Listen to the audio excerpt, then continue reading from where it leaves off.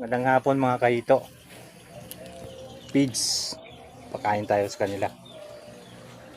Grabe ang lalim ng tubig mga kaito. Oo. Bali ito pala yung nasorting ko, yung maliliit. Nilipat ko dito. Tapos yung malalaki nandun sa pan. Yan yun. Pakainin natin sila gawa ng kaninang umaga. Ano lang ang pinakain ko sa kanila? Isda. Medyo kunti yata yun. Kaya hindi masyado sila nabusog. Ito, lumating na yung hindi ko pala na-update. Lumating na pala yung water pump ko. Kaya aabuti na naman ng 1 linggo bago ko magpalit ng tubig.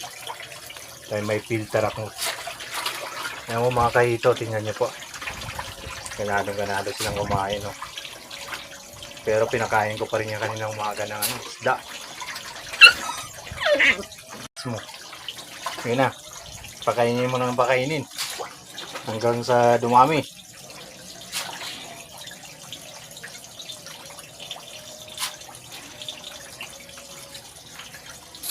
Iba talaga pag maraming malalaki.